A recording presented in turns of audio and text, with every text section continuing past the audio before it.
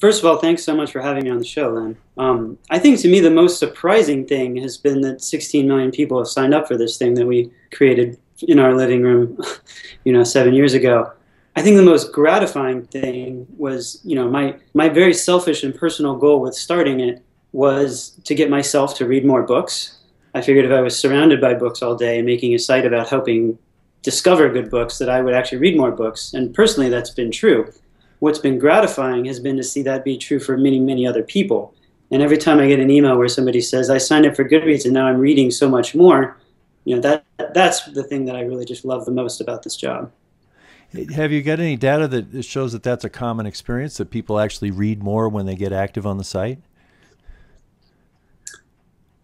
Only anecdotally, because we don't obviously know what people were reading before. But we hear that kind of feedback time and time again from people. And, I think given how easy it is to discover new books and how many books we see getting added to the to-read shelf on Goodreads, I do think people are finding a lot more good books. I hear a lot that when people switch to reading on a Kindle or another e-reader, they increase the amount of reading. So I can see that there's sort of a double whammy. If you're reading digitally and you're on Goodreads, you're probably really increasing what you read.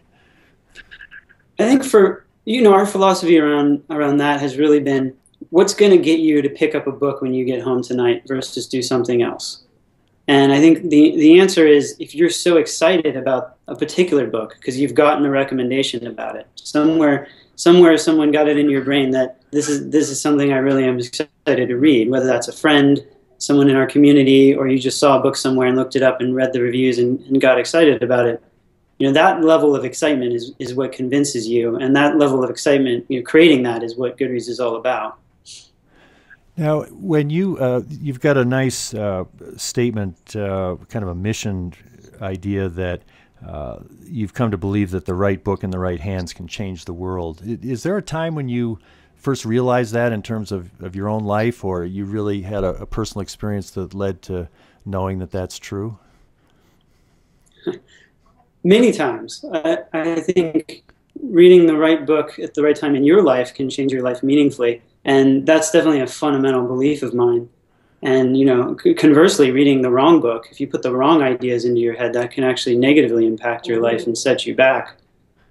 So I think that's why it's so incredibly important to know as much as you can about what is the right book. And also, I think, so there's this notion I love of ideas. Ideas are the strongest thing that it's very hard to get an idea out of your head once you've got it in there, whether it be good or bad. And I think books are the best conveyors of an idea that we as humans have, long form content, and telling a story, really, because I think human beings learn through stories. We learn emotionally. We don't learn facts. We don't remember facts, right? We need a song to remember the alphabet because it evokes an emotion.